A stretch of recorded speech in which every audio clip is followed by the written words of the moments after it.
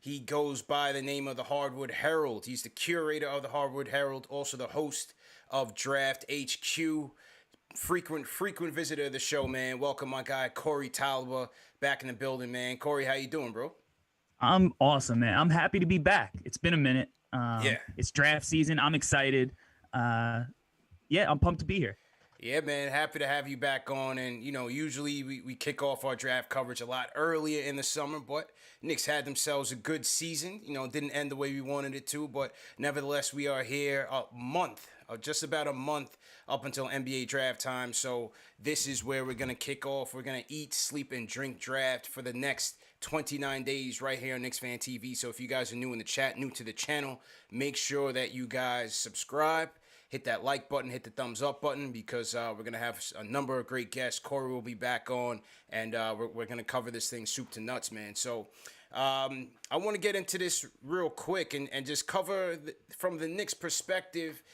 We got the 19th, the 21st picks in the draft. 19th pick is our own. Knicks went 41-31 on the season campaign and finished with the 19th pick in the draft. Number 21 comes from the Dallas Mavericks.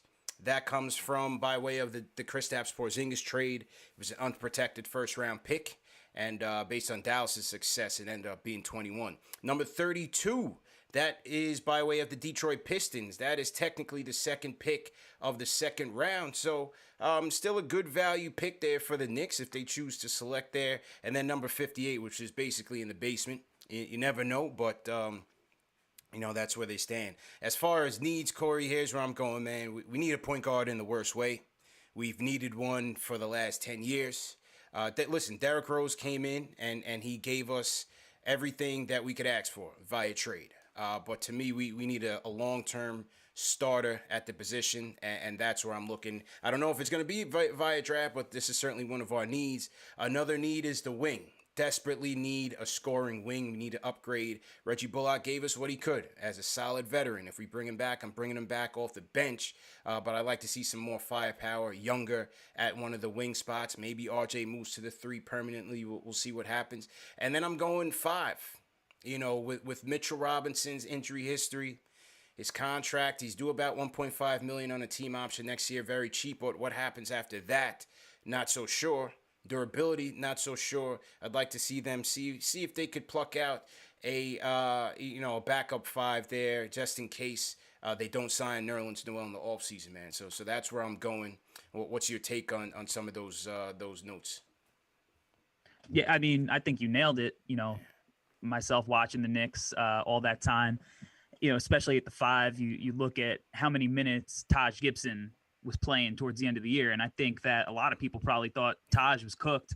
Taj probably was, maybe this was going to be his last year. Yeah. And he's playing major minutes, up until the final buzzer sound. So that's definitely a need. And I mean, look, if there was one theme consistently for Knicks Nation this past season, it was their collective disdain for Elfrid Payton. So, I mean, point guard, obviously, is super important. Derrick Rose, like you said, he is what he is, but he's not the long-term future. Yeah. Quickly showed a ton of signs and a ton of flash. Everybody, in New York is loving Emmanuel quickly, but I think depth at that position is so important in this new age NBA. And then, like you said, man, like you need wings, right? You look at some of the wings the Knicks tried to kind of develop and didn't necessarily work out. And I think that you look at the success of a team like the Hawks, and they got wings all over the place, right? So I think you nailed all the different positions the Knicks could upgrade at, and they're important positions. So, but the important thing is the Knicks have actual pieces now. Like, they know who their main parts of the puzzle are. Now they just got to build and put the remaining pieces around them. So, and then you definitely have some guys in this draft that, could support the main pieces the Knicks found out this year. You mentioned the Hawks, bro, man, and let me tell you, I still get nightmares thinking about that playoff matchup. Having gone through the series, going to these games and watch this team, against the Hawks. Wings, the wing. I mean, obviously Trae Young is Trae Young. Superstar on the rise. You give him credit, but what really stuck out to me was the depth that the Hawks had at the wing position. I go back to there's a quote going around Twitter from Bob Myers, the GM of the Warriors. And he said, it's the playoffs where you really evaluate talent from a standpoint of, what else can this guy do when you take away his go-to move, right? When you take away option A for him, how else is he going to deliver for your team? And that's really where, you evaluate players. And when I look at that Hawks team from the wing perspective, not only do they have guys that can knock down the three at a high clip, whether it's Herter, Lou Williams is the guard, but, Gallinari, Bogdanovich, even Collins, he plays a big man. Hunter, right? But Cam Reddish. They can hit the three, but not only that, they can put the ball on the floor and attack and get you something in the mid-range, attack the basket. These are multidimensional guys. And this is what you see last night in a win against the Bucks, where the versatility is on the stage. And so whenever I look at that team, I look at the Knicks, I'm like, man, we need more. We need a lot more. So we'll see what they do in this draft, especially at 19 and 21. What are your thoughts on this overall draft class compared to seasons past? I mean, this is one of the most talented classes in a while, and the top 5, maybe top 6, maybe top 4, depending on who you talk to, is absolutely loaded. Has the potential to be an all-timer. The talent 1 through 4, and then like I said, maybe 5 and 6, and the potential for so many of those guys to legitimately be all-stars, all coming from the same draft, is something that we haven't seen in a really long time. So once you get past that, though, you still have so much depth, so much talent, all the way even into the second round. So, and you said that, the Knicks have such an early second rounder that if the Knicks just stayed chalk, right, stayed put in all their spots, like even at 32, there's talent to be had there. So it just from every spot, every team that's in this draft could talk themselves into potentially getting, a starting caliber player wherever they are, which just speaks to the amount of talent, the depth, and just these guys are skilled, man. There's a lot of good players in this draft. So you look again, that top end talent, the Jalen Green, the Cade Cunningham, the Evan Mobley, the Suggs, the Kuminga, the Scotty Barnes, and then you go all the way down, you still have guys that in most drafts could probably be lottery picks. So it's loaded. It's loaded. Yeah, it's interesting. And that's kind of, the gift and the curse, a double-edged sword of the Knicks' success is that, from a success standpoint, it gets you the 19th pick. But from a talent standpoint, I mean, ideally, you'd love to be at that top. But hopefully, like I said, hopefully they pull a rabbit out of the hat. You're a Bulls fan, full disclosure. Yes. Last year, Pat Williams was a guy who rose up the ranks. Every week you were hearing new stories about Pat Williams, and every draft guy was saying, this is the hottest guy on the boards. This guy's rising up the boards. We didn't know if it was fodder or it was fact. With the number 4 pick in the 2020 NBA draft, the Bulls picked Pat Williams. Who do you think is the Pat Williams in this year's draft? Right now, I think the hottest name as far as like movers is probably James Bouknight. Yeah. UConn guard, like old school Big East bucket getter. He showed out in the combine, showed his, shot making abilities at his pro day. And he's a guy that is going to draw comps to a guy like Zach LaVine from my Bulls. He's super bouncy, twitchy, just a blaze in the open court, and has no problem making shots over anybody. So he's a guy that you look at the way the game's played and the premium on scoring. He's a guy that I think, you're going to continue to see maybe move up even a couple more spots potentially. But, I think ESPN has him up at 8 right now. And he's moved up quite a bit, as a guy who was seen as a borderline lottery guy to all the way now seemingly a lock for that top 10. Yeah, it's tricky, man. I like this kid, man. He's a bucket, absolute dog. He's a scrapper. Definitely everything that you want to see for New Yorker. And a New Yorker. And supposedly he let the Knicks know in his interview that, hey, this is where I'm from. So clearly he'd like to stay in the area. Love the fact that he came from the Big East. Shout out to UConn and everything.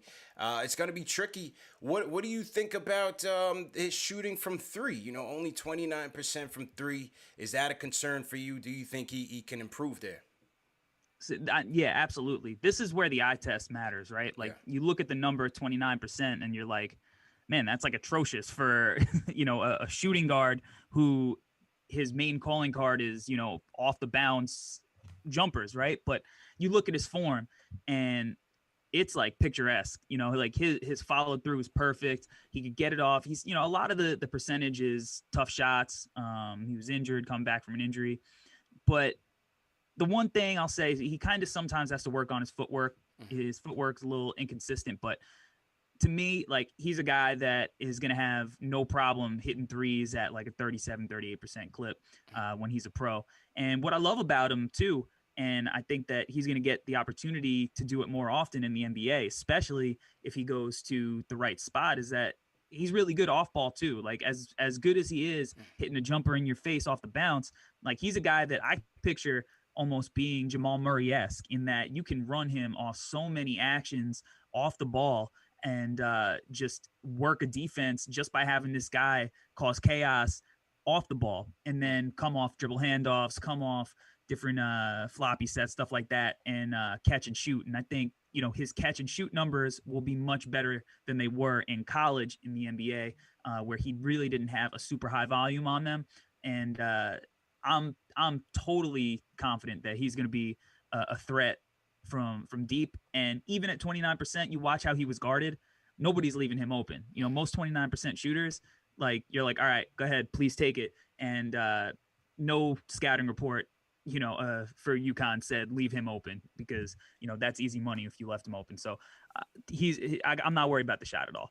What do you think about him from a playmaking perspective? Yeah, it's dicier there. I think that like most young guards who aren't natural playmakers, he makes plays in transition when there's a little bit more space, right? And he can make use of that speed that other guys don't have, backpedaling, stuff like that. But in the half court, he definitely has to work on his decision making.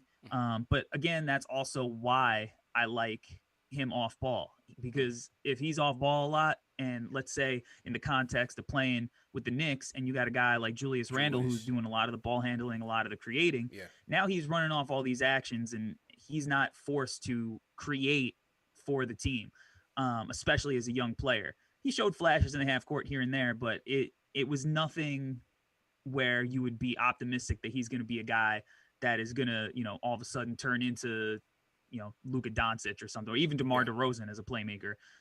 But with that said, we've also seen a guy like Zach LaVine, mention him again, who, while he's not somebody you want to be your primary playmaker, he's improved enough that he's up in that 5 assist range, and he's going to be able to take advantage of defenses when they collapse on him and his penetration and all the attention he draws. So, I could see him in that kind of role, like if he has usage like that at any point, where he's kind of like your secondary, tertiary creator. But, I don't think you're going to be like giving him the ball and just telling him to make plays for others all that often throughout his career. How about defensively? How do you stack him up defensively? Defensively, he's a work in progress, and he gives a lot of effort. And it's easier to kind of teach a guy who plays hard and gives effort how to play defense than to, look at a guy who just doesn't try and tell him to try harder defensively. So he definitely has, the effort part down. He's a kid. He hasn't played basketball, like organized ball, all that long. He's still kind of new to the game in that sense. He grew up in New York playing pickup. And, anybody who's played pickup knows there's not a lot of defensive principles being played on a pickup game, right? You're not worried about splitting the difference on the weak side shooters, right? So he's going to, I think, be a little bit of a work in progress. But if you put him with a guy like Tibbs, he's going to be able to learn that kind of stuff. He's going to watch film. He'll get it. It's just going to be a little bit of time. You're going to have patience. But I think that the kind of offensive gifts, the scoring ability that he has, it's worth being patient with a guy like him. So if you're looking for a guy who's going to come in and be a, Bradley Beal stopper right away. It's not James Bouknight, but if you're just looking for a guy who down the line is going to be able to fit into a team construct defensively and execute defensive principles for your team, I think long term he's going to be totally fine doing that. Won't kill you. Interesting, man. Yeah, he'd be an interesting prospect, man. I'm going to be interested to see if they got to move up for him if they want him. Or he's available there at 19. So to everybody in the chat, once again, hit that thumbs up button for you boys. CP and Corey in here. Taking your phone calls as well, man. If you guys have questions on the draft, give us a call. 657-383-1509 is the number to call in. And also through the KnicksFanTV Discord. So be sure to call in with your questions, and we'll get those answered for you. All right, so we went through the early riser in Bouknight. And as I said, man, guard. Need a point guard. We need a point guard, Corey. For so many reasons. And number one, from a facilitation standpoint, I thought Peyton was an absolute disaster until Rose got here. He wasn't always that way. You know, the previous season, he averaged about 7 dimes. You know, in seasons past, he was a steady hand as a backup point guard. This season, for some reason, he was just, you know, head down, straight to the cup. And you see what happens from there. And most of the time, it was a disaster because he wasn't finishing well. I look at some of the younger pieces that we have, RJ primarily, Obi, Mitchell Robinson, guys we need to get out and transition to help them become effective, especially RJ and especially Obi. A guy that can just help Julius, you know, be a bailout guy and just help play make out there because, you know, when the ball stops, the whole offense stops. And I thought, you know, RJ has his moments, and we had our moments with running the offense through him where we shine. But overall, just having just an overall floor general, when we think about, let's say the Knicks were able to move up a couple spots. So let's say between 12 and 21, how would you rank your top 3 point guards in those spots in the first round at this point? I got Sharife Cooper as my favorite in that range. Then I would say I probably have Trey Mann and then Josh Giddey. All 3 guards, dynamic in different, and you know, in their own ways. But definitely at least 2 of those guys will help out with the playmaking. Trey Mann, I don't know how much playmaking he's going to help out with, but he is dynamic enough as a scorer to help out. But Sharife Cooper. Yeah, let's start with Cooper because I feel like he's the best playmaker of the bunch. Yeah, Sharice, he's arguably the best playmaker in the draft, and you know you got Cade Cunningham in this draft, right? Sharife, look, plain and simple, if this kid had a jumper, you're looking at basically a Trae Young clone. Yeah, like for real, like this kid's handle is elite. He gets to his spots whenever he wants, and he shot, you know, horribly from 3. So you're looking at a kid who has the burst, the change of pace, the start, stop, the hesitations to get to his spots without the threat of a jumper at, you know, 6 foot. You know, I know there was a little bit of controversy on the internet because they copy pasted his height measurement and people thought he was 6'4" for a minute. But he looks closer to 5'4" than 6'4", I think. So, but even still, like, this kid gets to wherever the hell he wants, regardless of the fact that he shot 23% from 3. And the fact that he's able to play, like, he averaged 8 assists a game for this Auburn team. And if you watch this Auburn team, they were pretty bad as far as like projecting what somebody's going to look like in an NBA offense. Like they did not have shot makers, and he averaged 8 assists a game.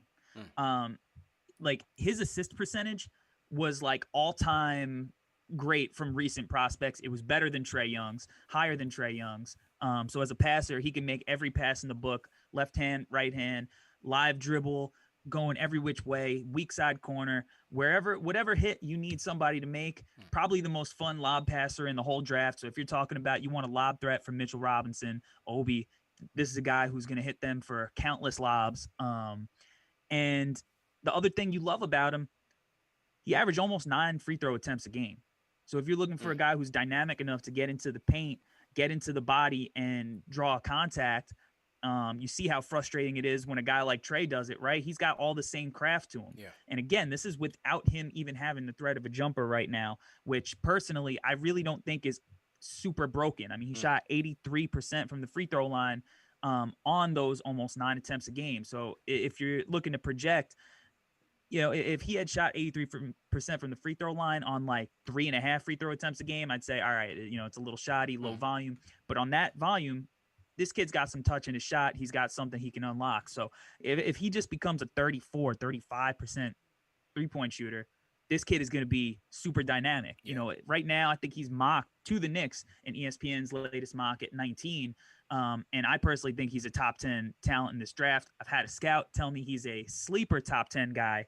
So we'll see if, any teams actually have it in them to pull the trigger on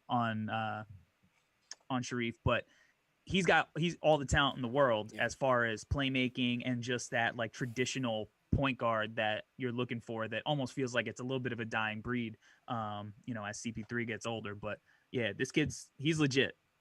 Yeah, he would come off as a Tibbs guy, just according to what Tibbs likes in his point guards in terms of putting the pressure on the defense, getting to the rim, attacking the rim, getting downhill, and like as you said, getting our guys going in the pick and roll and the Gotham lobs. We just have not had that consistently. You're not going to get the full potential out of Obi Toppin and Mitchell Robinson without having a dynamic threat there.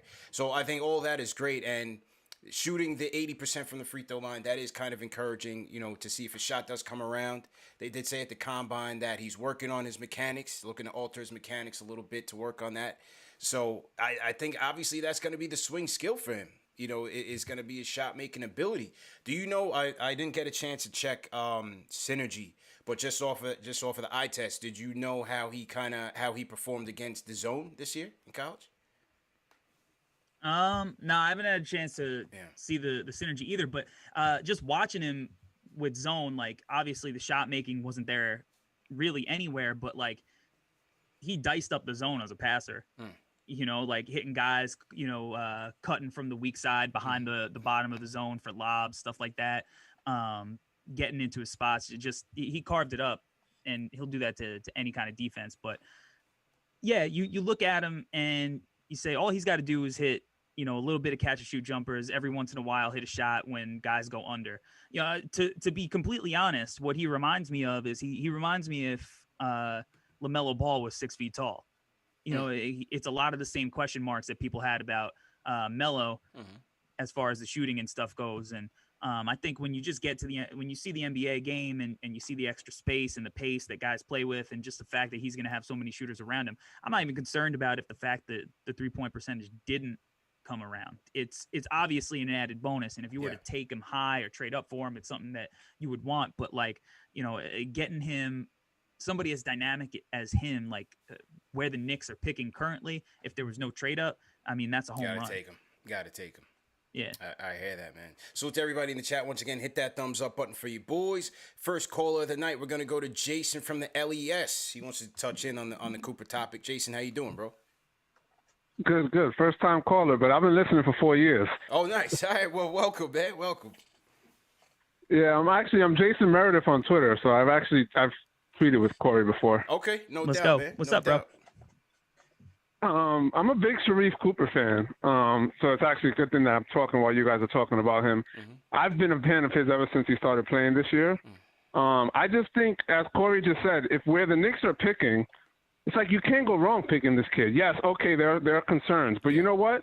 If he's not great, okay, you picked him at 19. You didn't pick him as in top 10, But if he's great, this kid's an all-star. Like he's a perennial all-star. And I have a question for Corey. Do you watch high school basketball, Corey, or AAU? Because coming out of AAU or high school, I don't remember anyone ever saying he was a bad shooter. Yeah, I watch a little bit of it. I don't focus on it too much, but yeah, he didn't struggle as much. I mean, he was never known as a knockdown guy, but he definitely didn't struggle as much as he did in college. But also college, this is a weird college season for him too. He came in late due to the eligibility stuff. And he couldn't practice. Yeah, so he wasn't even allowed to practice with the team until he was able to play. Yeah, so he's coming in cold when everybody else is moving already. But just looking at it, there's definitely stuff he had to tweak regardless. So I I believe in the shot long term. I don't think he's ever going to be Steph Curry or anything, but I think he'll be enough of a threat that defenses will guard him out there. And once that happens, he's getting anywhere he wants on the floor. Yeah. And the other thing I'll say, and this will be the last thing I say, is to me, he's the only point guard that the Knicks could draft that I think has potential to be a starting level point guard. Like I like Jared Butler, I like Miles McBride. I like a lot. You know, I even like Bones Highland, and I like a lot of these other guys. But I don't know if those guys are ever going to be like, you know, good starting level point guards. You know, if they hit their ceiling, I feel like they'll be good rotational point guards. Which the Knicks don't need a rotational point guard. We have Derrick Rose. If we're going to get a point guard, we need a good point guard. If not, we might as well just, you know, go through the free agency route. Yeah, I'm with you, bro. I mean, if we're not getting a starter, you already have D Rose. Maybe they give Quickly a look at some point, you know, or even off the bench. So I'm looking for starting caliber with the 19. If they move up to get the point guard, he's got to be a starter, definitely. Yeah. All right, man. All right, so I'll let you guys go. Yeah, this is the first time I called in. I'll call in more in the future. Yeah, please do, man. Good to hear from you, Jason, from the LES. Salute to Jason. Salute to everybody in the chat. Once again, hit that thumbs up button for you boys. Dave, do me a favor. I see that Deej is calling in. Just see what let me know what Deej wants to talk about. I just want to make sure that we stay on topic. And then I get him in accordingly. Corey, let's move to Josh Giddey. So we had LaMelo, the Australian sensation, obviously from the Ball family, but, you know, Ball down there in the NBL. Obviously, the rookie of the year. Josh Giddey now is getting some acclaim down there at the NBL level. What's your thoughts on him, man? 6'6", triple-double monster. What's your thoughts on Josh Giddey, bro? He's probably closer to 6'8", 6'9", than 6'6", to be honest. He's a big dude. Yeah. He's a big dude. He's a lot of fun, you know. And he's one of these new age kind of like bigger creators that you're starting to see in the NBA.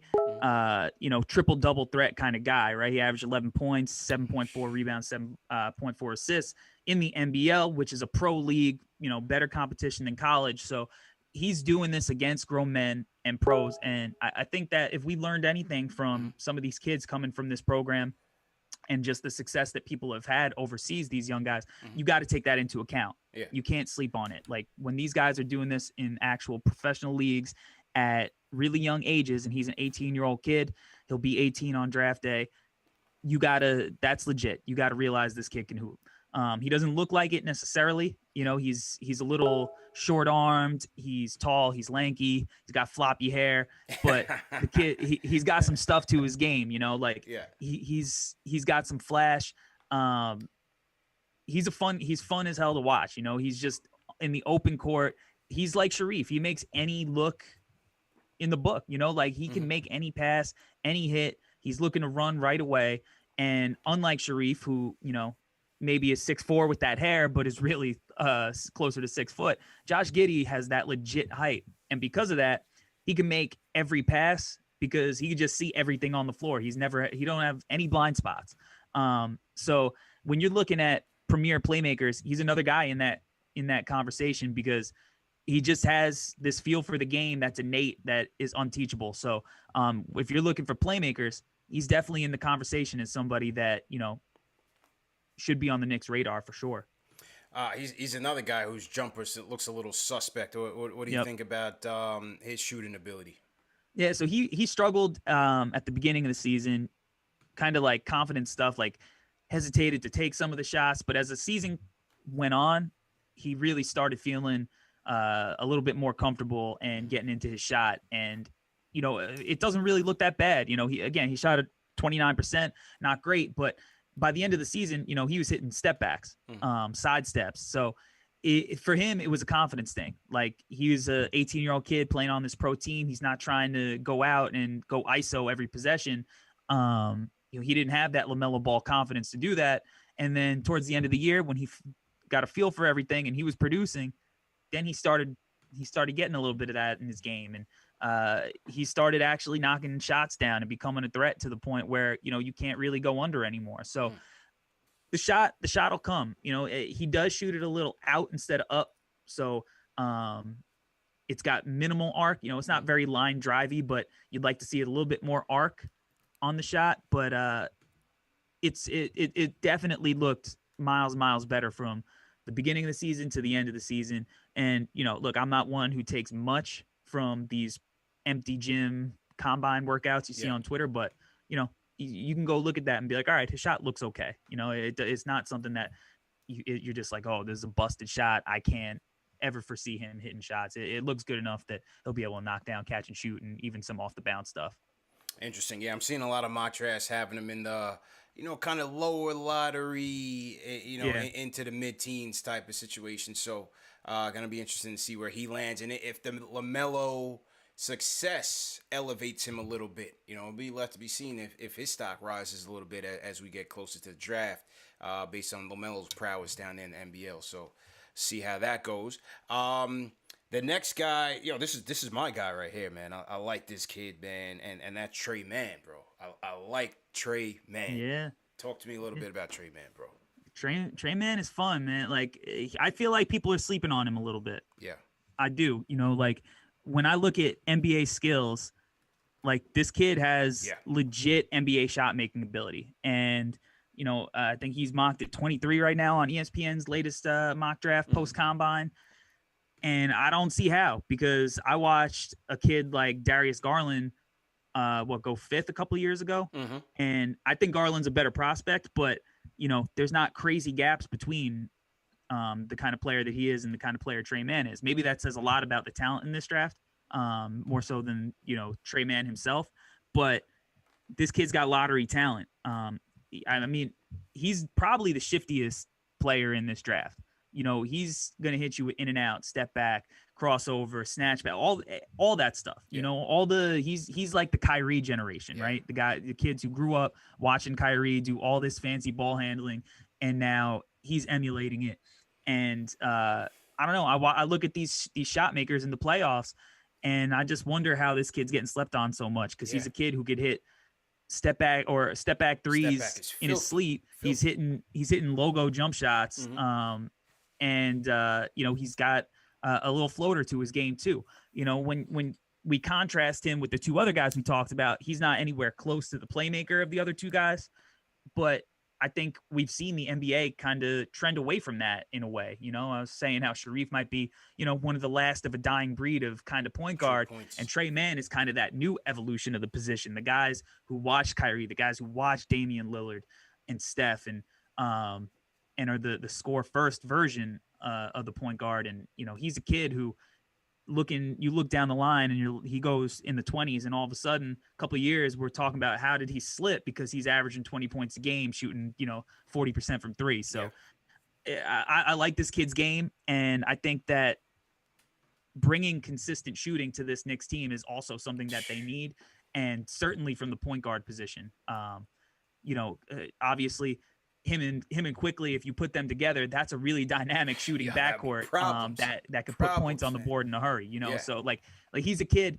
And I think if you go and watch a Tre Mann game, the last Tennessee game is a really good one to watch, because he struggled in the first half. So you see him when he's kind of struggling, the player he is. And then in the second half, he put up 28 points on Tennessee with Keon Johnson, Jaden Springer, two of the, you know, better guard defenders in the class.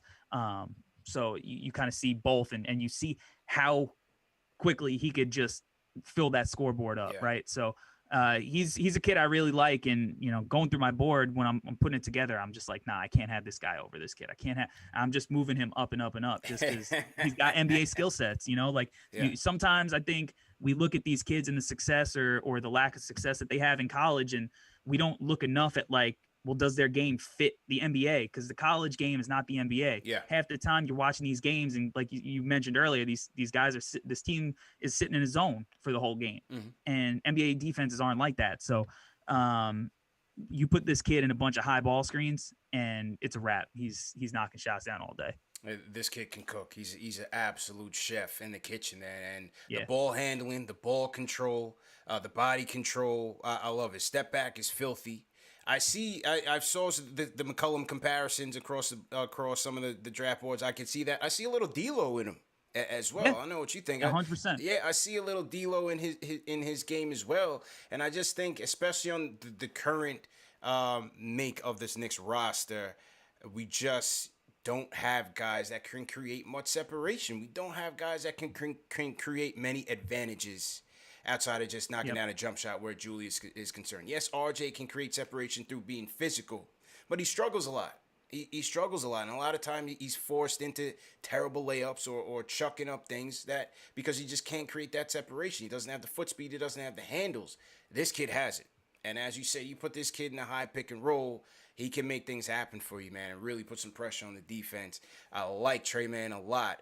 What do you think of some aspects of his game that he would need to work on at the next level?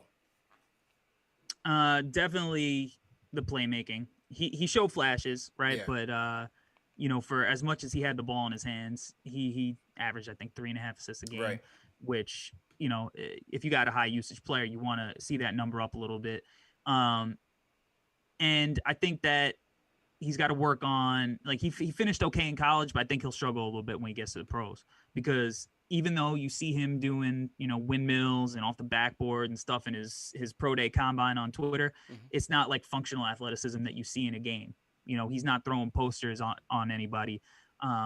He doesn't have that kind of bounce, so he's going to have to. Is it true they said he didn't dunk at all this season? Yeah, he almost had one in the Tennessee game, but it was an almost dunk.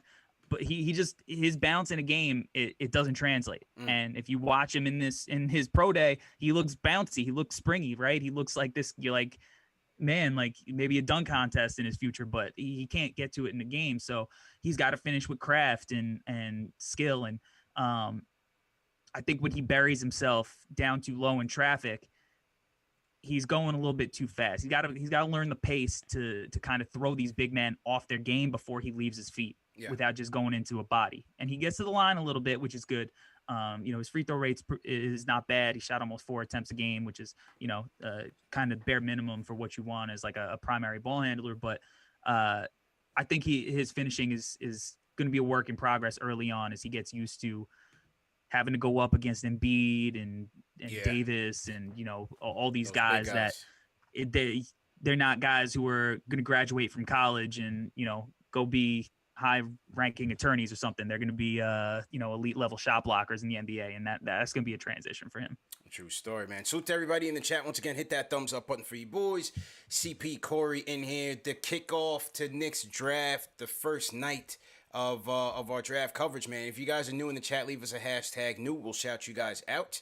Welcome back to everybody, to all the OGs at KnicksFanTV Nation, man. Took a little bit of a break after the Knicks lost to the Hawks. I came back on just to touch on, I think, when Julius won Most Improved and Tibbs got Coach of the Year. But this is the first night back, and we're back kicking off with new coverage each week. So make sure you guys are tuning in. Hit that subscribe button. Hit that like button. And once again, if you guys are new in the chat, leave us a hashtag new. We'll shout you guys out. On the Trey Mann topic, let's hear from Pete from Chicago. Pete, how you doing, bro? CP, what it is? It's P from Chicago, Through the Wire, Bleacher Report. Yo, what's up, Corey, man? what up? What's good, brother? I had to call in. Listen, man, y'all know I'm a Knicks fan. I love the draft. Trey Mann is it for us. We need Trey Mann. But a name I don't think I heard y'all mention was Chris Duarte from Oregon. The Josh Giddey stuff, it's cool. But as a Knicks fan, we don't need any more guys who can't be reliable three-point shooters. And that's just something I don't see from him, especially in day one. And Thib said he want wings that can shoot, man. Josh Giddey is not a wing that can shoot. Enough playmaking and playmaking potential. We need outside shooting, and he won't give it to us, at least not from day one. And they need the shooting in the worst way, P. I'm definitely with you on that, man. Hope you're doing well, bro. I need you for next week, man. So I'm gonna hit you to get you back on the show, bro. Always. All love to y'all. Thumbs up for the boys. I'll see you next week, CP. Yes, love. sir. Shout out my guy P from Through the Wire. House of Highlights own. Salute to everybody in the chat, man. Throw it Through the Wire in the chat, man. And salute to P. Yeah, Tibbs did say he wants some shooting, and we definitely need it. I'm curious to see if Cooper is there at 19. Do they pull the trigger either way? Does he bypass that playmaking ability and take a risk? I'm not so sure, but I'm with Corey and the guys, man. It's just hard to see another guy where the defense is dropping all the way into the paint and daring him to shoot. Cause it's painful, Corey, man. It's painful. It's a nightmare, man. So yeah, we'll see if MANN is there. That would certainly be interesting. How about some trade up scenarios? Davion Mitchell is a guy that is all over a lot of boards, man. You seen him in the high lottery. Some you seen him in the low. What do you think about Mitchell out of Baylor? Man, I feel like I'm taking crazy pills when I talk about Davion, because you read the internet and everybody has him like down in the 20s. Like they think that he's this old dude who only had a good tournament run because he's older than everybody. I freaking love Davion Mitchell. That's my guy in this draft. Yeah. Davion Mitchell can hoop, man. Like, a lot of people compare him to Donovan Mitchell, right? It's the number. Yeah. It's the name. I don't think he's that. He reminds me a lot of Kemba. Yeah. He reminds me more of Kemba than Donovan. He's quick, he's shifty, and while he doesn't have bounce, I still think that he's got elite level athleticism that's going to translate to the NBA. He doesn't have elite bounce, but he's got elite speed. Mm-hmm. He's got elite change of pace. He knows how to use his speed, his first step. He probably has, one of either the first, second best first step in this draft. Mm-hmm. And when you add in the kind of shot making that he showed off, the step backs, the off the bounce stuff, the ability to create that separation, and the ability to play off ball and knock down shots as well.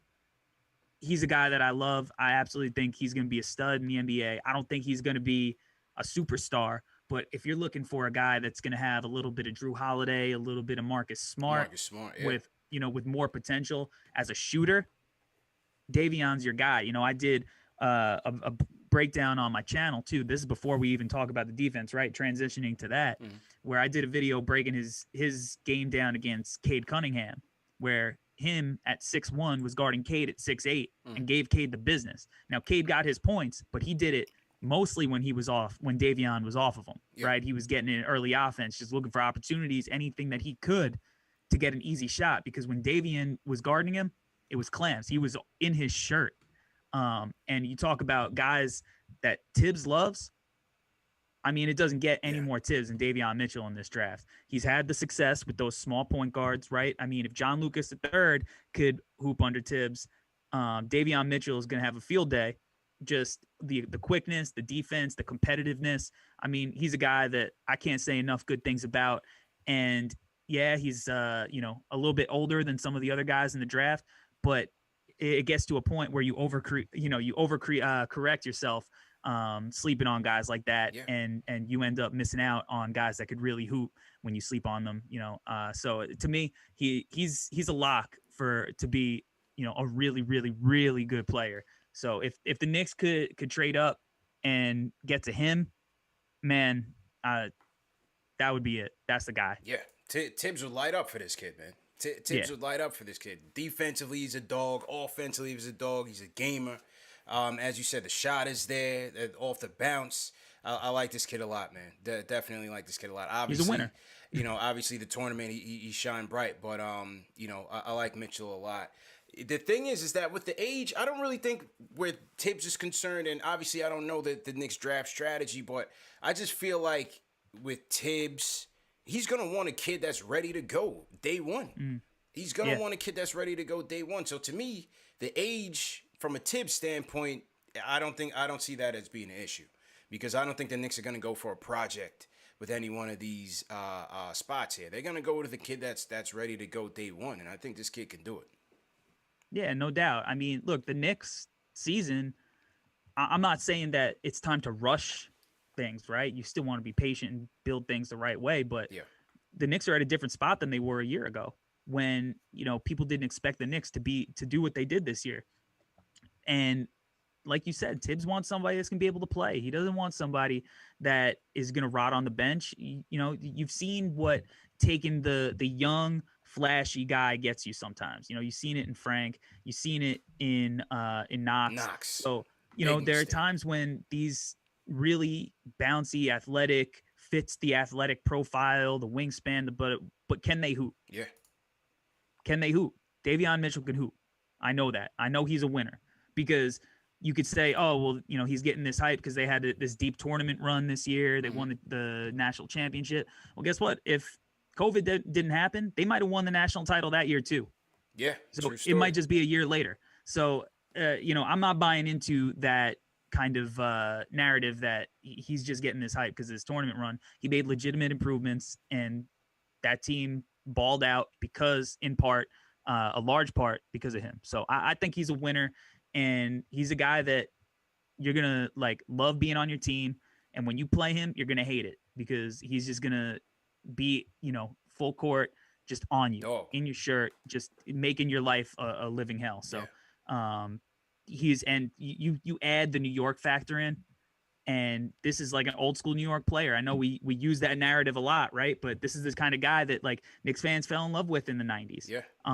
And I think the Knicks team of this year had a lot of that same kind of grit and heart, right? So you add Davion Mitchell to the mix, you got a kid who's gonna be able to play right away and add this dynamic to the team that leads to winning. And I think that's the kind of position the Knicks are in, and he would be a dream fit to me for New York. A true story, man. Salute to everybody in the chat. Once again, hit that thumbs up button for your boys. CP and Corey here for the first episode of our Knicks draft coverage. Remember, today's show is also, as always, KnicksFanTV is presented by Manscaped. Fellas, go out there and go get the new Lawnmower 4.0. Trust and believe. This is the Ferrari of ball trimmers. Do not sleep on this. It's a heat wave out here in New York. Make sure you guys turn on the AC down there below the belt, man. And that is with the Lawnmower 4.0. It's got a new sleek matte black design. It comes with the ceramic blade technology, man. So you cut down on those nicks.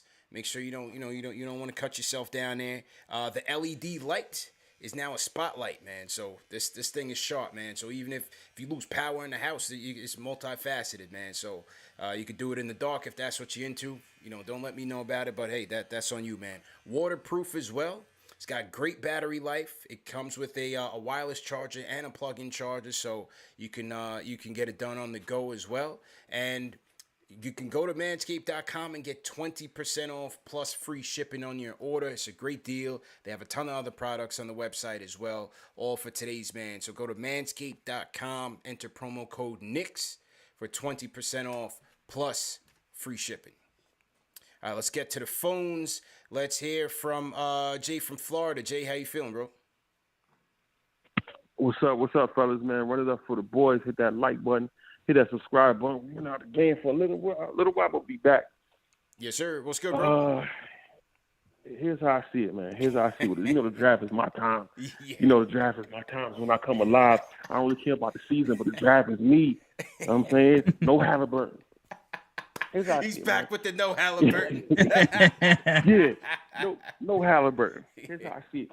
King D's in the chat last time, a month ago, I was saying Jalen Johnson might be somebody that we're looking at. Yeah. He was like, oh, no, that's Aaron Gordon 2.0. Bro, if you look at who we interviewed at the Combine, Jalen Johnson, Scotty Barnes, Book Knight, Zaire Williams, Bones, Miles McBride from West Virginia, they looking at big wings. I don't know if it's posturing.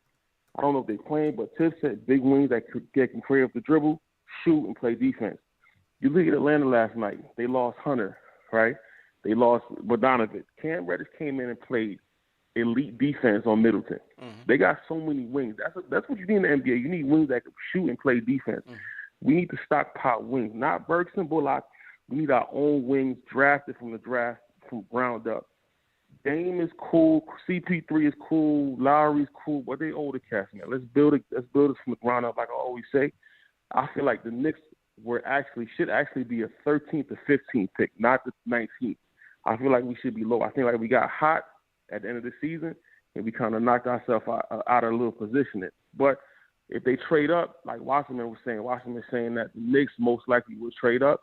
I think they won't win them in big wins. Jalen Johnson, hopefully we can get close to Scotty Barnes. I don't know, that's high. Book Knight, Zaire Williams, somebody that could put a little size on the lineup. You know what I'm saying? What y'all think about that? I'm gone. Appreciate you, bro. Well, Tibbs did say, Corey, that he's looking for wings. He's looking for wings that could put the ball in the basket. From a trade perspective, it's interesting because I'm looking at the teams here in the lottery, and obviously Golden State, just like last year, man. All eyes on Golden State. They got the 7th pick and number 14. Where will they go? Are they going to field 2 young prospects? Are they going to look to trade for more established candidates? You know, what do you think about potential trade scenarios and some of the top wings at the upper echelon of the lottery? Yeah, I mean, we saw last year that Leon's not afraid to be aggressive, right? Yeah. Like, he's going to make moves if there are moves to be made. He's probably going to have a plan. And if that plan is able to come to fruition, he's going to act on it. So, personally, I think that the trade up is probably going to happen too. I would agree with that. I don't think the Knicks are going to use both first rounders or maybe they use, a first rounder in the second to move up a couple of spots. But either way, I don't think they're coming into this season having, at 3+ rookies on the roster. Right. No. But I do agree too. Like, this is a league that everybody wants these big switchable wings. And there are a good number of them in the draft. Scotty Barnes, I think, is going to be a little bit out of reach. Scotty Barnes getting a lot of top 5 buzz right now. So while he's a lot of fun, I wouldn't fall in love with him if you're a Knicks fan. But there's big wings all over the draft. And there are guys that if the Knicks did want to trade up and they wanted one of these wings, it's a legit discussion to where you're thinking, do I weigh the big wing over the point guard? And if you trade up and you only have that one pick, now you got to make the decision, what's the more pressing need? And there's arguments both ways because, we just went over the point guards, but there's a lot of guys in this draft in that kind of, trade up range that the Knicks could target.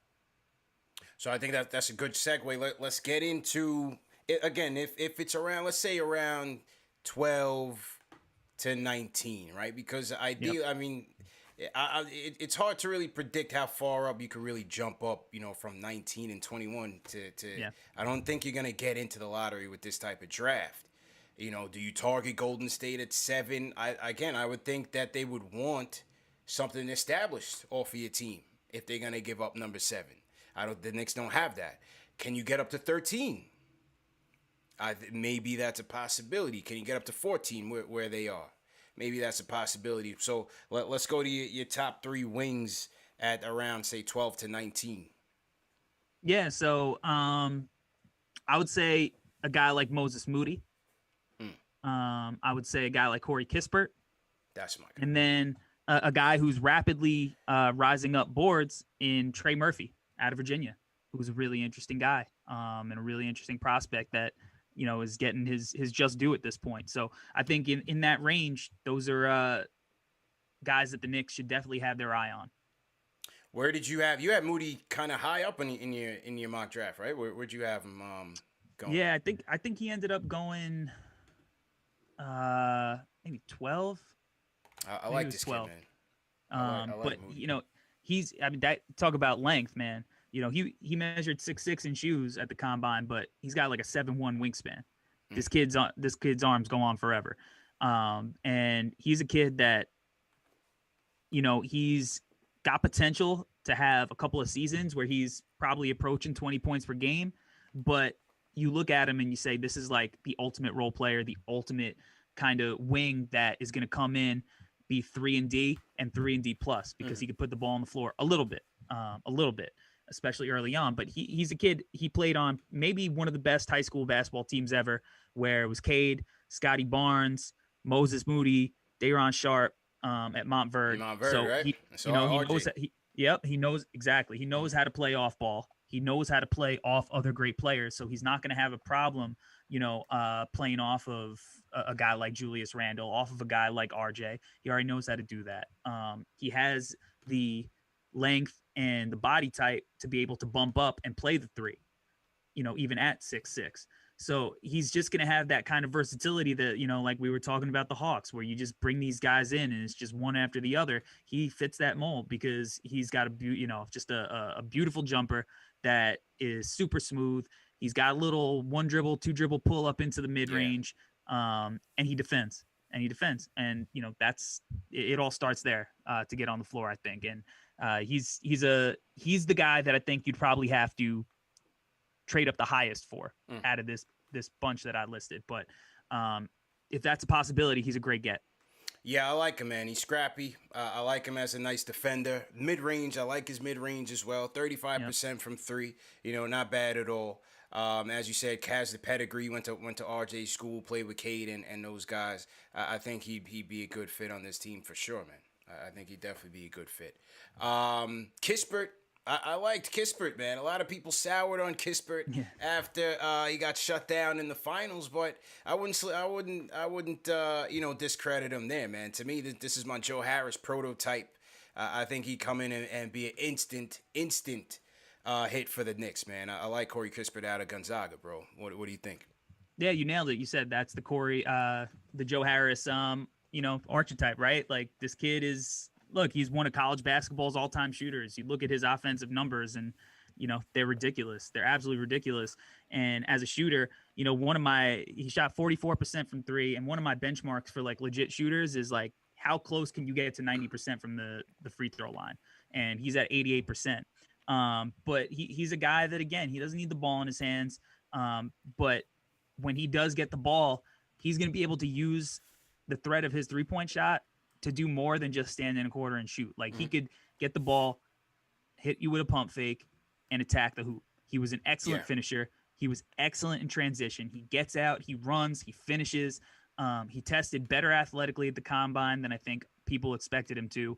And he's got a little bit more to his game than just being just your token, stand in the corner, maybe come off some movement shooter. He could pass it a little bit, take advantage. You look at guys like Duncan Robinson, Joe Harris, JJ Redick, these guys, when you have a big and like Julius, who you can run these DHOs, these quick hits off of, you run the little DHO and then, Julius kind of rolls off it, attacks the hoop. He's going to be able to find him in a situation like that. He's going to be able to do that with Mitch. So, he offers more than just, can this kid knock down open shots? Because there are a lot of guys that can knock down open shots, but he did it on crazy volume.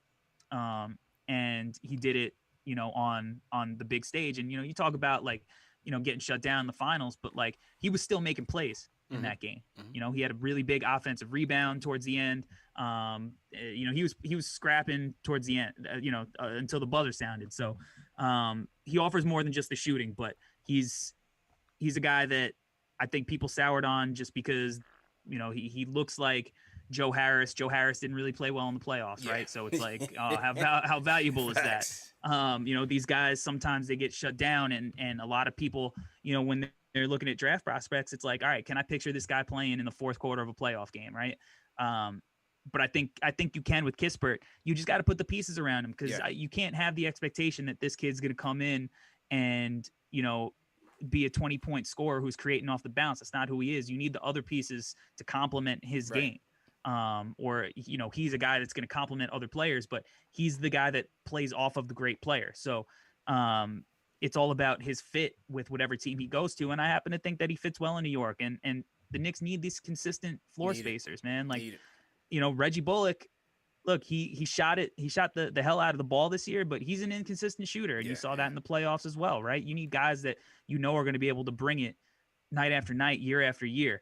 And he's a guy that he's going to shoot close to 40% probably his whole career in the NBA. So, you get him in that kind of post-lottery range, maybe back end of the lottery in a trade up, whatever the case is, like that's good value there. You're not taking this kid in the top 10, you're taking him in the teens. So, that's where his value, I think you really start maximizing it. And like I said, the kid he knows how to play basketball. Sometimes you got to get guys that just know how to play basketball. You can't always take, the athletic freak that's a project. Sometimes you just got to get guys that can hoop. Yeah, you got to take the pedigree, man. 44% from three on 7 attempts, and not, as you said, he's not just out there launching. He can put the ball on the floor. He's capable of putting the ball on the floor, which I like. Just being versatile, as I mentioned at the top of the show. Now compare him. Obviously, they're different games, but I see Trey Murphy as a splash brother, a guy that can also light it up from three. But is he a guy that can do? Can he put the ball on the floor? What do you think about Trey Murphy? From a versatility standpoint, I like his defense. I like his defense. I like the fact that he can shoot the three out in transition. His athleticism is there. But what do you think about his intermediate game? Right now, it's not at the point that Kispert's is. Right now, he's a much more like spread the floor, catch and shoot, maybe catch off, come off movement, knock down shots. Now his shot is real pretty too. He shot at 43%, and that back to that free throw percentage, he shot at 93% at the line. But his game is much more rudimentary when you compare it to these other guys. He doesn't have as much in his bag.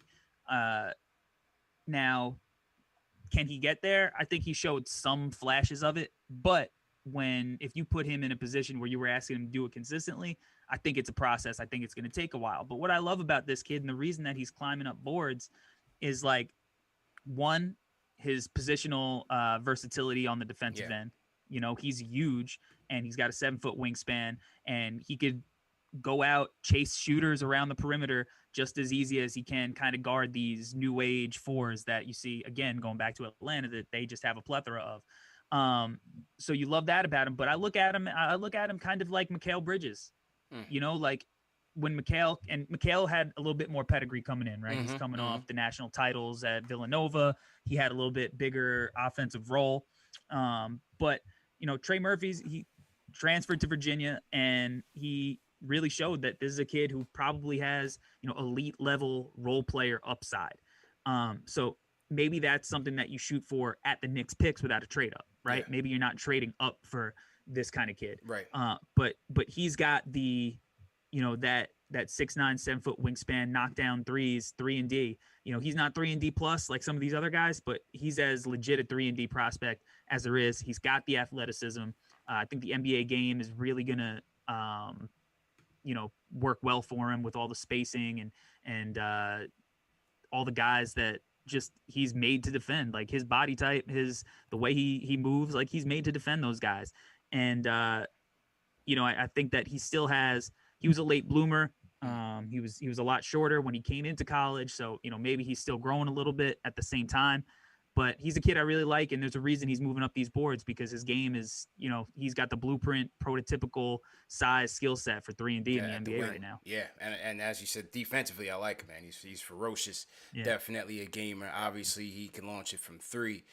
Definitely a lot to like about Trey Murphy out of Virginia. What do you guys think in the chat, man? Let us know. Corey gave you his top 3 guards, his top 3 wings. We're going to close out the show with the phone calls. Definitely want to catch the rest of the Suns and Clippers game, but great show so far. So to everybody in the chat, hit that thumbs up button for you boys.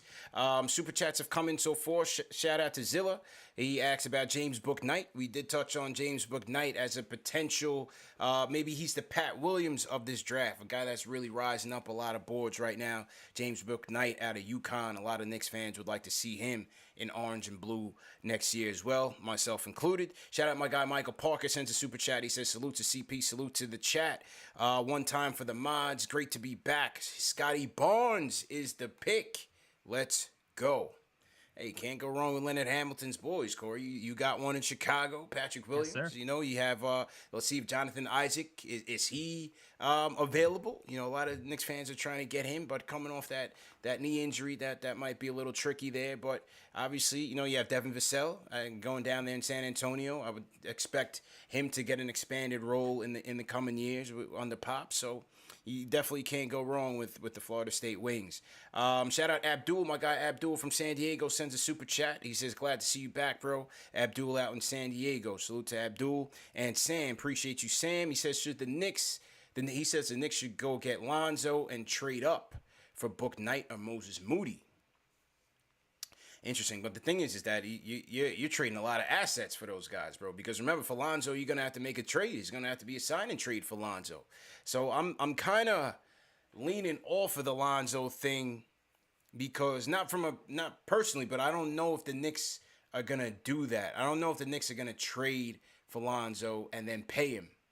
You know what I mean? I'm not so sure. With Stan Van Gundy now out with the Pelicans. It was also said that Zion and Ingram like Lonzo, so maybe they campaign to keep him there. It's going to be interesting to see what the Pelicans do in free agency and the draft as well. So we'll definitely see how that goes. All right, so let me get to King Deej because he's been waiting for a minute. All right, Deej, unmute your mic. We're going to go to King Deej in the Discord. What's going on, bro? Yo, what's up, man? I'm glad that you're back. Appreciate you, bro. First of all, salute, run it up. Look, I'm gonna get this out the way real quick, and I want to talk about Corey. I want to talk to Corey about one name he didn't talk about. Yes, sir. Jay from Florida wanted Okoro. I wanted Obi Toppin. There is no battle. That's it. There is no battle. No, he said about Jalen Johnson. He said something about that you didn't want Jalen Johnson. I think that's what Jay was saying. Yeah, he's talking about Jalen Johnson, all these big wings, but all these guys, like I'm trying to do fit. Like you gotta play with RJ and Randall, or you gotta play with IQ and Obi off the bench. Like none of that benefits us. All these cats, Zaire can't shoot. I'm not sold on Trey Murphy. I'm not sold on all these big wings just because they're big. Josh Giddey, I like Josh Giddey, but his shooting was up and down too. So I don't want to even have that topic right now. I just want to talk to Corey. Corey, how you feel about McBride? Because he's anywhere before the combine, he was second round. Now he's first round. How do you feel about McBride? I'm gonna let y'all talk about that. I'm here for Trey Mann and James Bucknight, but how you feel about McBride? I'm out. Yeah, I like McBride. I think that I could still see him slipping into the second. I could see him going late first. The thing with him is he's got great length. You know, he's got like a 6'9" wingspan, but he's a little dude. He's like 6'1", and I don't really have a problem with that. He defends. He can get into his shot. But the thing that kind of separates him from some of the other prospects for me is like he doesn't have that second level burst that some of these other guards have. You know, when he's trying to take somebody off the bounce, he's got to kind of go from the jump. He doesn't have the deceleration that just, all right, like Derrick Rose could be kind of jogging into something and then all of a sudden he's gone. Yeah. You know, he doesn't really have that kind of thing. He doesn't have the physical tools, the first step that some of these other guys have. He's an interesting player. I think he's great value at the back end of the first round into the second round. Like if he's there at 32, I think that's a guy that the Knicks could definitely show some interest in. But as far as like reaching for him up in at 19 or 21, I think there's too many other players on the board that fit what the Knicks are doing, that could step in, play right away while still having a little bit of potential to take a guy like him. You know, like there's no scenario where I think I'm taking him over a guy like Trey Mann. You know, so I like McBride, and I think that he's going to be he's got the potential to be a good bench guard in this league. Who's just going to come in, defend, knock down shots, run a little bit of point guard, but also be able to play off ball a little bit.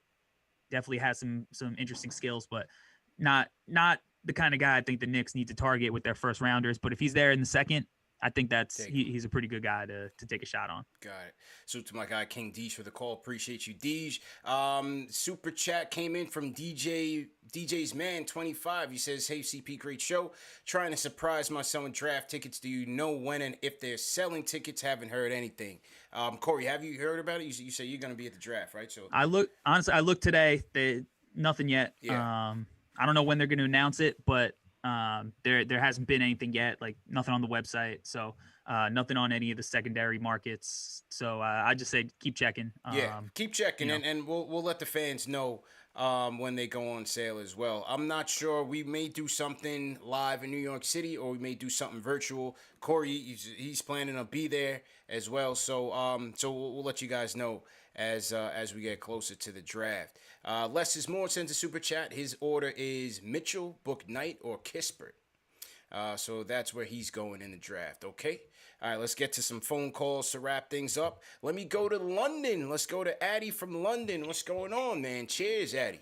What's going on? Hi, can you guys hear me? Yeah, loud and clear, man. How you doing, bro? Good. Yeah, I'm from London. It's 3:40 a.m. here. I'm also Nigerian, so shout out Nigerian. Cheers, Everyone hit the thumbs up button for your boys. Of course. I've been listening for ages, guys. CP, you do a great job. Corey, nice to meet you, bro. As to you. Basically, guys, I just got a few opinions on two rookies, two prospects, and I just wanted to get your opinion on what I've got to say. It might be a bit blasphemous, but I think Sharif, he could be this new age CP3 kind of thing. He makes really well. And with Book Knight, I think players like him, Booker, D. Mitchell, Zach LaVine, they never get respected by the scouts, NBA scouts, because they've all drafted at 13. C.J. McCollum, he went 10th. Those kind of scores never go top 5. And also, lastly, CP, I need some information. Your sources, what are they telling you about R.J. Barrett? Because I'm getting stressed, bro. I'm seeing too many people saying the Knicks are trading him. RJ was drafted the year I started supporting the Knicks. That's my guy. So, I'm getting really nervous on that one. All right, cheers, Addy, man. First and foremost, bro, thank you for calling in. 3 a.m. in London. Salute to everybody out in the UK checking us out, man. I'm trying to get out there, actually. Just waiting until the travel restrictions get lifted. Was hoping to get out there in the coming weeks, but it's not looking so. But, once I do get out there, we're going to do a KnicksFanTV live on location from London, man. So just be on the lookout for that. Corey, he talked about Cooper and the CP3 comparisons, and then also spoke about Book Knight not getting his just due, a la LaVine and McCullough coming into the draft. What's your take on that? Yeah, I mean, I think that, when you hear the name Book Knight and him rising into the top 10, I think maybe that kind of player maybe is going to start getting, a little bit of love. Yeah. Like if he's rising up the board, and he certainly had his questions just based on his play this year. If you look at some of the raw shot making numbers, and he's getting that top 8 buzz, if he really does go there, then I think that plenty of teams are giving him the love he deserves, because this is a tough top 7. This is a Kuminga might fall out of the top 5, kid who played on Long Island at Our Savior. Oh, I like him. I like Kuminga, bro. Yeah, he's a guy who's got all the talent in the world, and now you're hearing he might be somebody who drops out of the top 5. So it's just it's loaded up there. But the CP3 comparison, I definitely think he's of the kind of point guard that CP3 is, just that playmake first, right? The guy who's going to get your team into the offense, and just kind of be the engine for your team, and you see how valuable that is. Anywhere CP3 goes, the team does better. You saw the value of having Trae Young play under a real coach, and what he does in the playoffs and at the end of the regular season. So, Sharif, obviously, like that jumper, it's the question mark. Chris Paul could always shoot. Chris Paul's a mid-range god right now. Yeah, he's got one of the most deadly mid-range shots ever. And he's always been at least a capable 3-point shooter. So, right off the bat, you got to start with the shooting when you mention Sharif in any conversation with CP3, because the shooting really does open up everything else. But from an IQ and a pace and just a passing skill set, there are definitely shades, definitely similarities that you see there for a guy, Sharif Cooper. And, that kind of point guard is definitely, somebody he's watching tape of for sure. So, yeah, you're going to see those kind of comparisons, because he's way more that kind of point guard than the Dame Lillard kind of point guard. So he's a playmaker first for sure. True story, man. And then in terms of the RJ stuff, I mean, look, I think a lot of the RJ angst, and shout out to RJ, had a great game against Greece yesterday in the Olympic qualifier. Had a great second half, finished with 22 points. We're checking in on the China stuff. We'll have those highlights up. Dave, let me know when we get those highlights up. We'll have it up on the Instagram. I didn't check in on that game and how they did, but Canada's looking like a nice squad. But either way, I just think the whole RJ thing, especially as it pertains to Dame, I think it's just a lot of just fan chatter. I don't think anything is close. I don't think anything is legit as it pertains to any type of Dame trade with the Knicks. A lot of it is fan made. We don't even know if Dame is not. We don't even know if Dame has requested a trade officially out of Portland. Maybe that comes. I can't say that's out of the question. Maybe that comes, but I think right now a lot of that is just premature chatter. Now, if you're going to go get Dame, then where the Knicks are right now, if they were to even entertain that, you got to put RJ in a trade, because, Corey, here's the situation where I don't feel like a lot of fans are getting. A lot of fans are debating whether or not to put RJ in the trade or not. The thing with the Knicks is that we have not yet established enough of our young core to justify a Dame trade, where if you're going to make that type of trade, you have something left to move forward with, or you have some guarantees on the free agent market to move forward with. Kawhi Leonard is not coming here. You know what I mean? Like, there's no other, name the other player that's out there that you pair with Dame, and they're a better, than the Portland Trailblazers, or they're better, forget the Trailblazers, think about the East. Give me the guy that you pair with Dame that's going to be better than the Hawks, better than the Sixers if they keep Simmons, better than the Bucks, better than the Nets. There's 4 teams right there that are absolutely better than the Knicks right now, even if they get Dame. You know what I mean?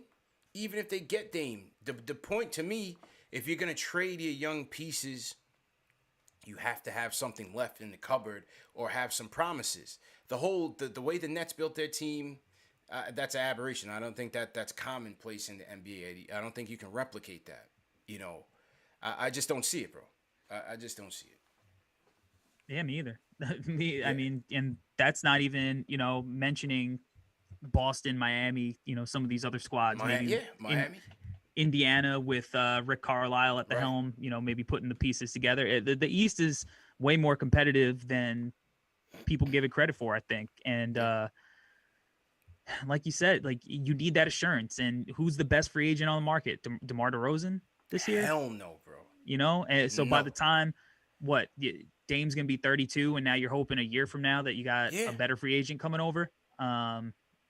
If Dame was a guy who came in as a senior in college, right? Like, he was already old, so people, he hasn't been in the league as long as you would think, but he's up there in age for sure. And he's mileage, yeah, he'll age well, because with the shot making, whatever. Right. But like, the quickness is a big part of his game, and you really don't want to. You can't rush it when you don't have an assurance that you're not getting a partner for him. I think that Julius and Dame is a good start, but what else do you got? What else do you got after that? There's got to be a plan. It can't just be Dame. It's got to be Dame and something. It's not enough, bro. Dame right now, he's what? He's 31 or 32. He's one of those. I think he's 31, maybe he's 30. But that's up there. Right. They're getting up there. You go get Dame. What you're saying is within the next 3 years, right? How much longer does a peak Dame have left? 3 years at the top of his game? So what you're saying is within the next 3 years, we can confidently put a team together that can realistically compete for a championship. And without establishing a core, without establishing some sort of your draft picks, I don't think, gambling in free agency is going to get it for you. I don't see it, bro. And then, I mean, Dame's got a lot of years left on his deal. Like, the Blazers have a little bit of leverage. They don't have to necessarily give in to Damian Lillard's one wish if he said, I want to go to New York. Yeah. Like, if I'm the Blazers, I don't like RJ, the 19th pick, the 21st pick. Like, that's not getting the conversation started for me. No. I need more. I need more than that. You got to throw in quickly. I want Obi, and then I want future picks on top of it. And even still, I don't know if that's enough. Because, I probably want a player who's even a little bit more established than that. Yeah. So it's a tough situation. And like you said, like, there's going to be so many, and this is a classic thing in sports media. And now that the Knicks had a year where they played really well, the Knicks are going to be the click team. You want clicks, write about the Knicks as the superstar trade destination. Yeah. And it's going to go over and over again. So you're going to have to decipher what's real and what's smoke, because every superstar, it's going to be, all right, the Knicks are good now. MSG's fun. Yeah. MSG's, where it's at. Brooklyn's still irrelevant. Let's get a superstar in New York. That's going to be the narrative, as it always has been. Listen, this is my favorite play in the league, bro. I would want nothing more than to see Dame Lillard lighting it up at MSG, but I want more. I want a realistic outcome for when he gets here, that we could actually win. And it's not to say that this path that we're taking here is guaranteeing anything. All I'm saying is I don't see it, throwing everything out there for Dame. We're not ready for that type of move. You know, the team that I think could make that type of move and put themselves in a position to realistically compete, and they're already knocking on the doors, the Hawks. For the simple fact that, and forget, you know, contracts matching up and everything, the Hawks have established young players and depth. When you look at Collins, even though he's a free agent, like I said, forget the contract. When you look at Collins, you look at Herter, you look at what Okongwu is now turning into on the playoff stage. You look at Hunter. Those are 4 guys right there without even dipping into your draft capital that you could probably pair off 1 or 2, take a couple picks, and then bring in a Beal or somebody like that to maybe take you over the top. That is how you make that move, because you already have something left to continue to build. But the Knicks are right now, we still have to establish our young core, and it's on Tibbs to play these kids. You know, it's on Tibbs to play these kids. I still think, despite him coming around in the playoffs, I still think the Obi pick is going to be a mess for the Knicks, because you're never going to see him materialize into his full potential with Randall blocking him, because you're talking about 10 minutes a night. I don't see it, bro. Yeah, and he doesn't have the positional, you know, versatility to play big minutes at the 5. So yeah, it's. I mean, do you think there's a chance the Knicks are proactive and kind of move off him sooner than people might think? I'm not sure. You know, it could all be on the table. If they keep him, though, I would like to see them take a chance and with the Obi Randall combo at the 5 and see what happens. You have to, bro. Yeah. Because him playing 10 minutes a night, I don't think you're gonna get anywhere with it. Yeah, so, and he's hanging out in the corner most of the time when he, you know, in those 10 minutes too. So you don't even see like him using his real skill set. Exactly. So we'll see how it goes. We'll see how it goes, man. But great show. Let's wrap it up. We're gonna take 2 more calls. Let's go to James from Queens. James, how you feeling, bro? How you guys doing today? Good, man. How you doing? Great. How you doing? Great.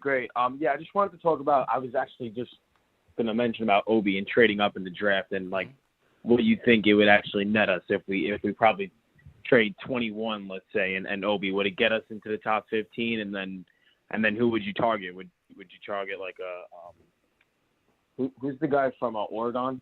Duarte, but I think Duarte, yeah. From what I see, what do you guys think about him? Yeah, I mean, from what I see, Corey, I don't think they have to trade up to get him, right? I mean, no. I think he'd be available between 19 and 21 for them.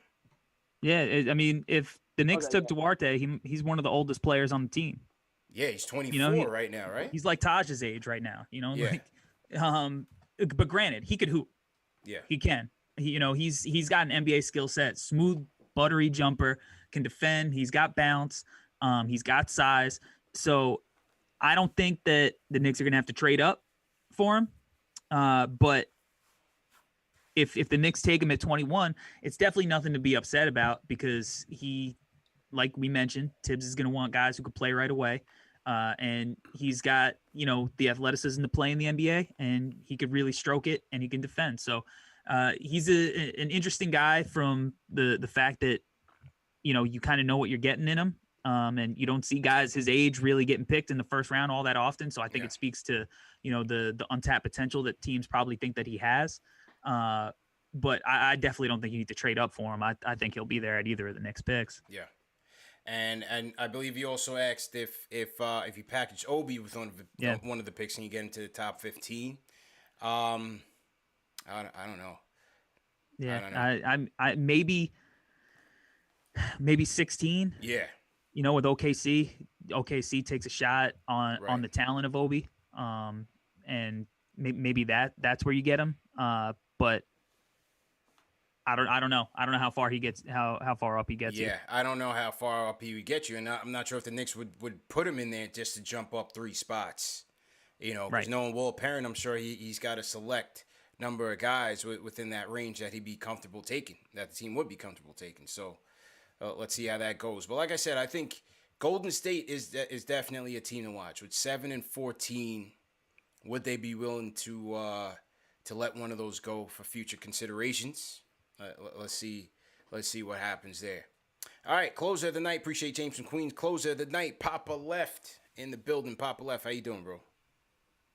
Doing good. Yo, Corey, you guys shut down YouTube. You're giving away too much intel. Yeah, I heard. Somebody on YouTube, somebody on NBA was like, "Oh, hold it." I heard, bro. Yeah, man. What's good, bro? Great show.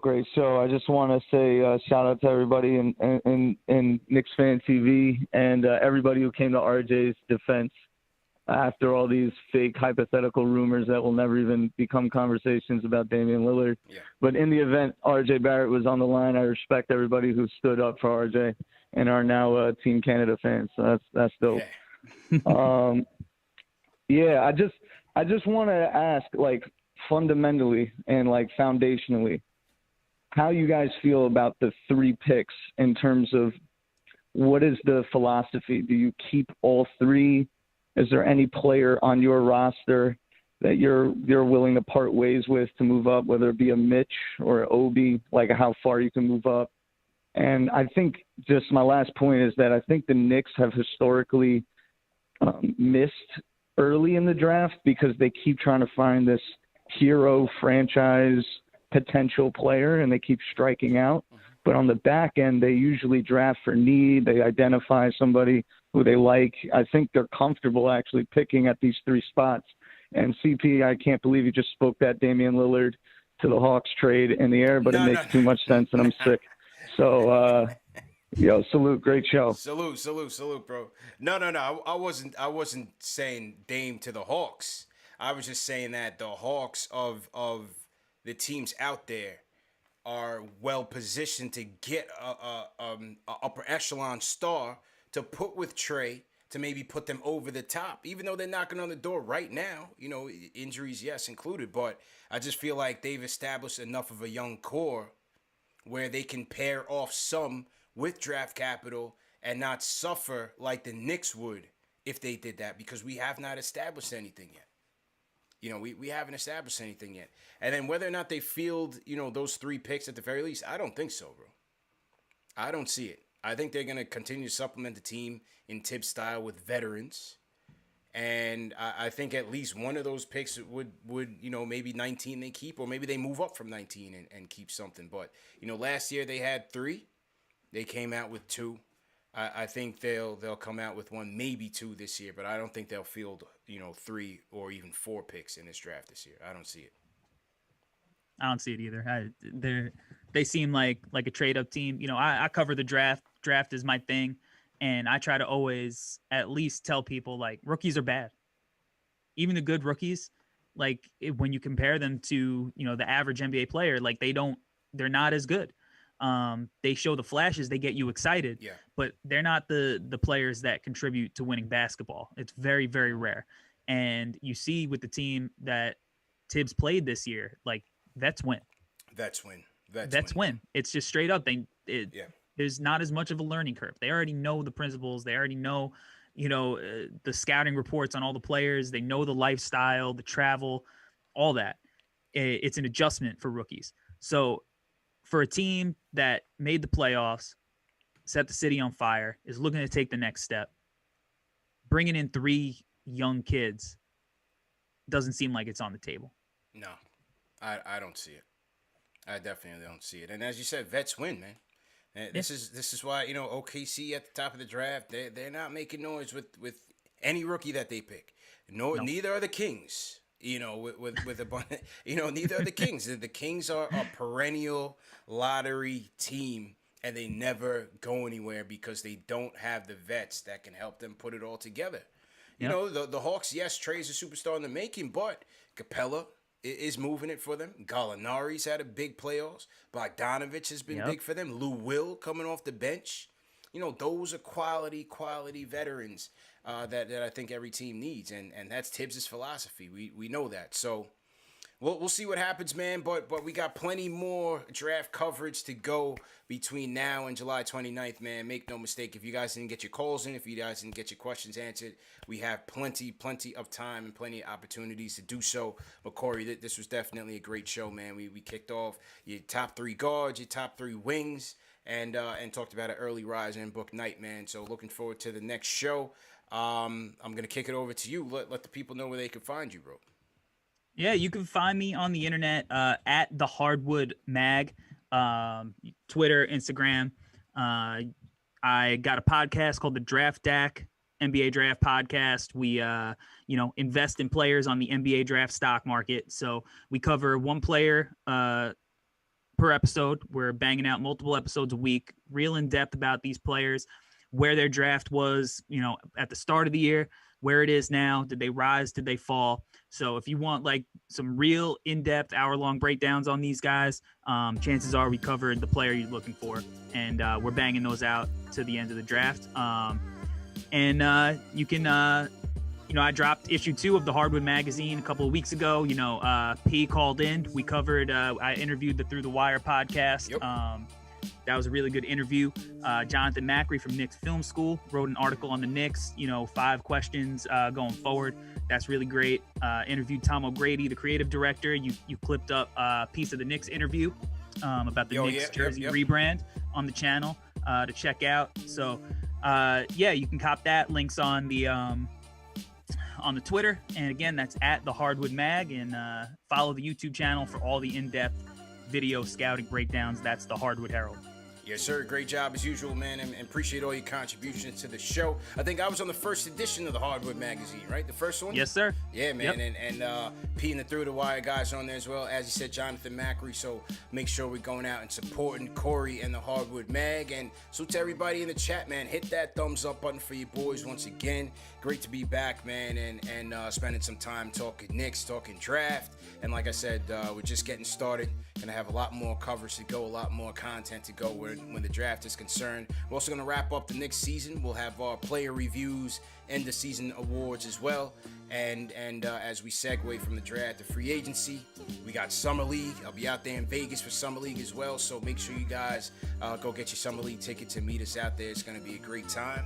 And yeah, man, keep it locked. Hit that subscribe button. Hit that thumbs up button. You know the vibes. Remember to go to manscaped.com, enter promo code Knicks for 20% off plus free shipping.